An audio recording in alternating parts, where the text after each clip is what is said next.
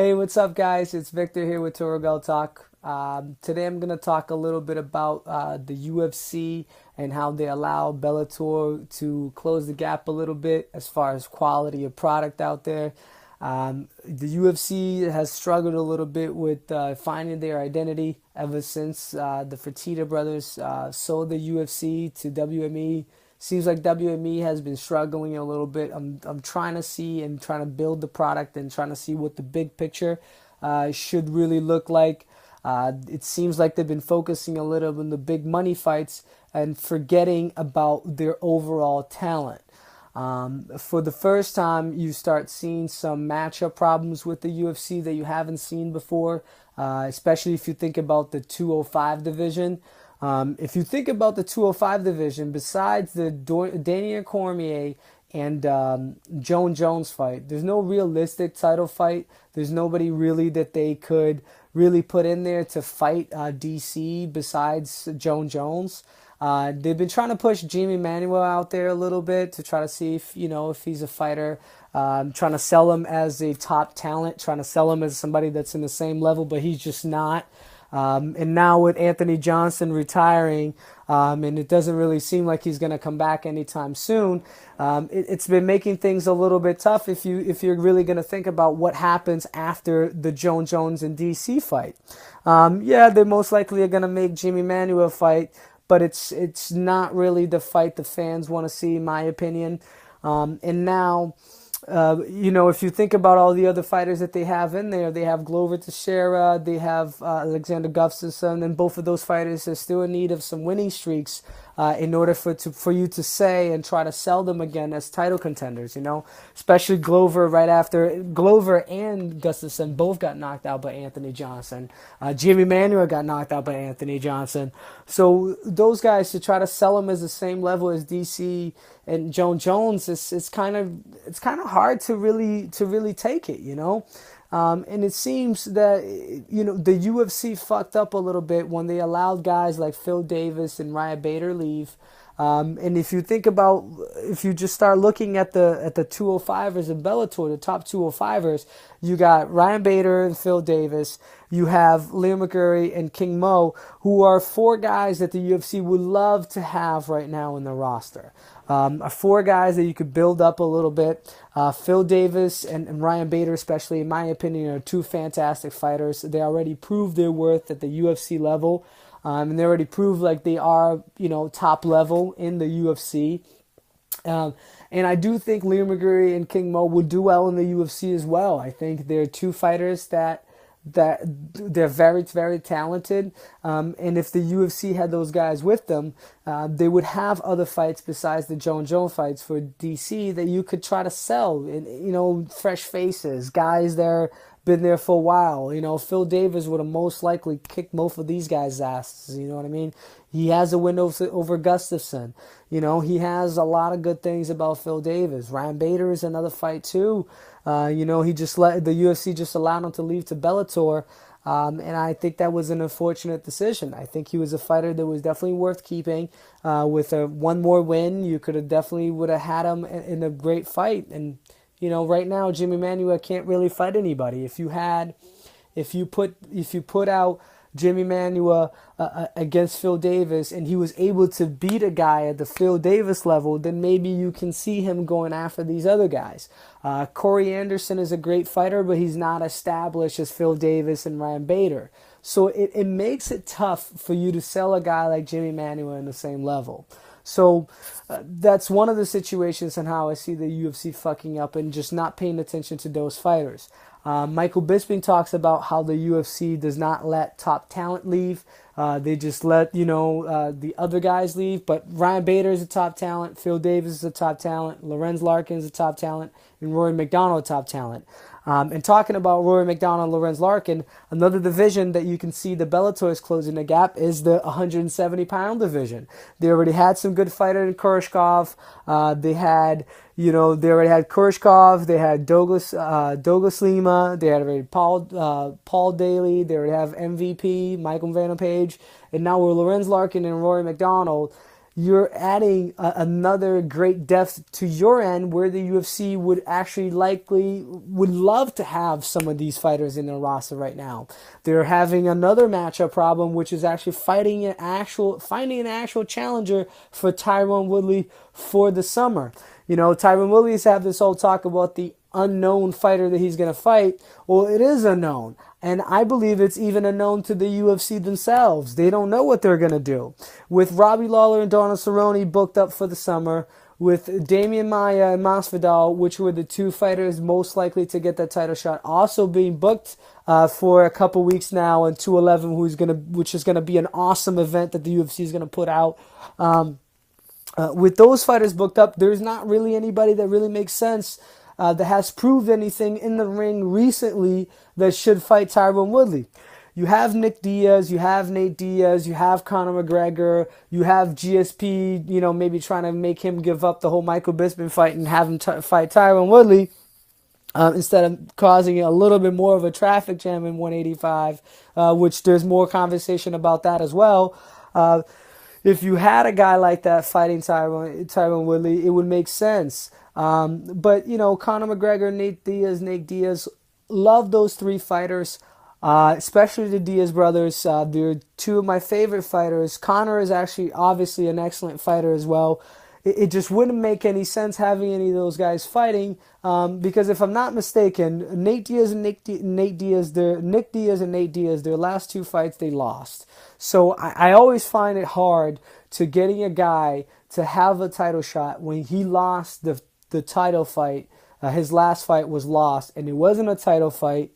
So it doesn't make any sense to me putting those guys as a title fight when you're thinking about, you know, keeping that lineage thing happening, keeping the rightful title shot person getting a title shot. And then Conor McGregor, it would be good for him, so you maybe talk him out of the whole boxing match. You know, you get some of those big numbers out for the UFC instead of for the world of boxing, and try to sell more in the MMA world, and maybe try to sell that whole, you know, third belt situation.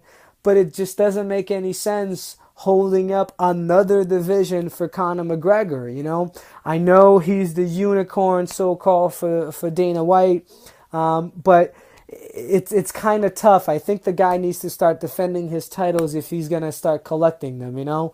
And his fights, the only ones that make sense to me, it's either at 155 pound or 145. I really just hope it's 155, 145. He cuts a lot of weight. I'm not into fighters that try to kill themselves to make weight. I want Conor to stay as healthier as possible. Obviously, they're not fighting at a natural weight, which is what I would actually rather them do. But 155 pounds should be the division he fights. He should try to fight Tony Ferguson. Maybe fight Nate Diaz again, which again is another fight that I would agree with as far as entertainment, but I wouldn't agree with as far as the lineage of the belt, which you already jumped anyways when you made Conor get a title shot instead of Tony Ferguson, instead of Khabib, instead of all these other top lightweights. You put in Conor to get a title shot right away. No, Conor wins the title, so it's hard to argue that Conor deserved the title shot now that he won. You know, giving him another title shot and trying to make money just fucks up the game even more.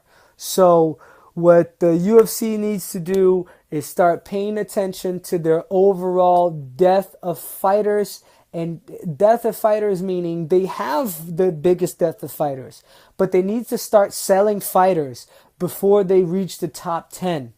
And it's not selling fighters doing like they did with Artem Lobov, put him in the main event against Cub Swanson when he doesn't deserve a main event, you know, is making a guy like that, making guys, trying to build them up, try to make them fight other fighters and try to build them up, trying to get their story out there, trying to get their names out, but try to get the guys that are showing it inside of the ring. Do not look for the perfect looking person, because it doesn't happen. This is the world of fighting. Fighters are supposed to be savages. Fighters are supposed to be people that are different, they're not supposed to be this clean-cut karate dude. Not everybody's going to show up like Stephen Thompson and kick everybody's ass like it's happening, Not everybody's going to be the perfect trash talker like Conor McGregor, You have to try to do things a little bit different. You're in the movie business. Start selling all of your fighters, but start selling them in a big, big manner. And another way how you make fighters actually show up a little bit more is pay them what they deserve to be paid. So fighters are spending maybe more money on trying to get better with the whole PR situation than them actually just, saving up scraps so they can pay for their training so they can continue to fight, Once you start paying fighters what they deserve, they won't leave you. You will have the biggest depth of the biggest stars. All the stars will automatically just want to be with you, not just because you are the best competition, but also because you're a competition that is worth it, You're not just always trying to fuck the hottest chick, but if you're going to be marrying the hottest chick, you want her to be loyal to you too, You don't want to fuck the hottest chick just to fuck the hottest chick. And that's exactly what the UFC is for these fighters, Every single one of them want to go after the hottest chick, which is the UFC belt. But the UFC is not treating them how they should be treated. Rory McDonald, Lorenz Larkin should have never left the UFC. Phil Davis, Ryan Bader should have never left the UFC. If they never left the UFC, you would not have these matchup problems right now, and you would have Bellator in the corner like they were before. Now, you're putting Bellator out there. They're going to put an excellent, excellent, excellent event coming up in Madison Square Garden. And who knows, man? Now with the Pro Fighters League coming out, with Bellator reaching its peak and the UFC not looking at the big picture, you could be seeing the downfall of the UFC. You could be seeing the UFC losing. Maybe I'm taking things a little too much. Obviously the UFC signed David Branch, signed Justin Gage, signed Marlon Moraes, who were some of the top fighters for the World Series of Fighting. But, I still think that they're fucking up in these other divisions by not doing things well. I think they got too carried away with the Conor thing. They got too carried away with the amount of money they made in 2016. And instead of trying to build other fighters, and trying to make fighters be themselves as well. Try to sell fighters as themselves, not sell fighters as this whole trash talker type of situation. Now, ever since Conor McGregor, everybody wants to talk trash, So you're just making things fake. You're making things not work out, man. I don't know. Fighters leaving you because they're saying that they feel like they were treated better someplace else is not a good look. You're ruining a product that was number one for the longest time and is still number one and it should be number one for the longest time. But Bellator is slowly closing that gap, and if the UFC doesn't open its eyes and start looking at the big picture, Bellator will catch up. I heard Nate earlier in an interview with Ariel. He was talking about how when the Fertitas were in power in Dana, it looked like they thought about everything. They thought about every aspect of the game. They thought about, what would happen if this fighter got hurt, who he could fight next. If this fighter didn't work, what would happen next? And it seems like when WME took over, the only thing that they thought that the UFC did well was do big money fights. They thought the whole Brock Lesnar thing is what made the UFC what it was, and it wasn't. What made the UFC what it was the Ultimate Fighter, if everybody remembers. And it was in the Ultimate Fighter when you had two fantastic fighters going at each other in that finale. And it was the fights that it was selling. And it wasn't two well-known fighters. It was two unknown fighters that eventually made big fighters. Maybe the UFC needs to put bigger fighters in tournaments. Maybe they need to maybe they need to build tournaments to try to sell people. Maybe they need to go in a different direction. But this whole money fight situation is not what's going to make the UFC stay on top. The money fight thing is going to make a couple people rich, and then everything else will fall apart because Bellator is starting to realize what works. And Bellator is getting the opportunity because the UFC is not doing what it's supposed to.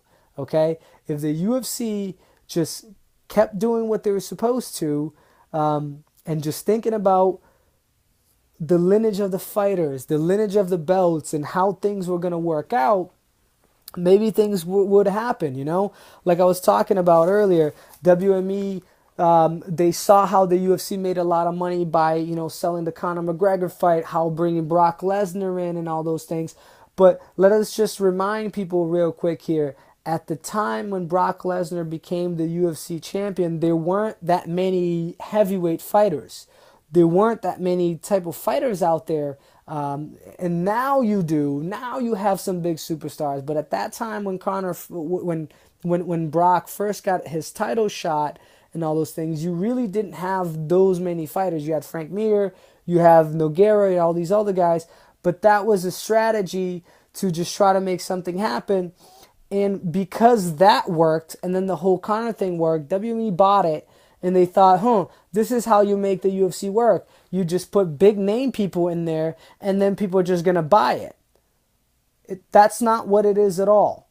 When Anderson Silva was the champion, when Anderson Silva was the greatest fighter in the world, or the GOAT, when that guy was on top, that's when people respected the UFC champions. The 185-pound champion was always the best fighter in the world. George St. Pierre fought everybody and always fought people in his division. And whoever was the next rightful person to getting a title shot kept getting a title shot. And he kept building his legacy on continuing defending that title. Now they think it's better for Conor to win as many titles as possible. For Conor to do this. Conor, if you just let Conor just defend some titles, the lightweight title for a while, you're gonna build that name and you can make Conor the greatest fighter ever, and then he's even gonna be a bigger name than if you just fought Mayweather and won a boxing match. If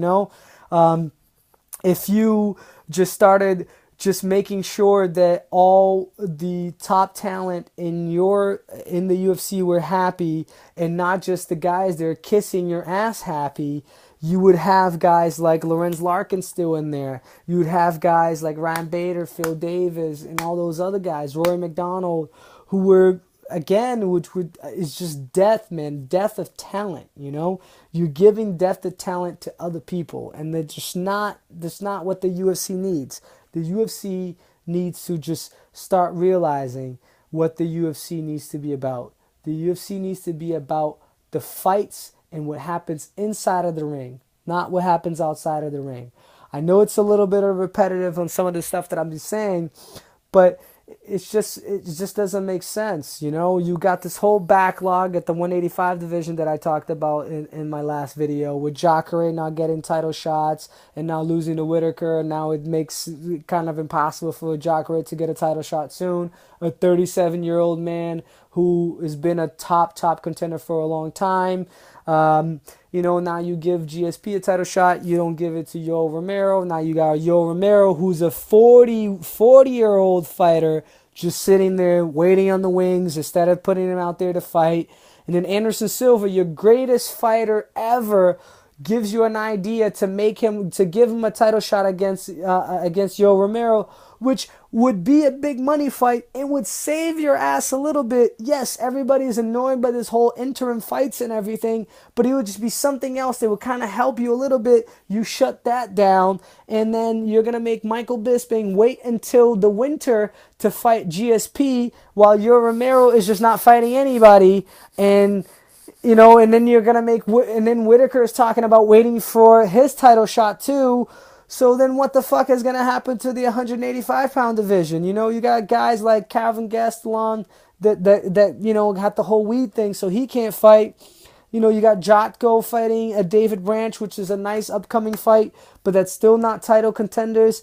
You just got things going on that's just not making any sense. You got Musasi, you got Rockhold. Musasi just beat Wyman.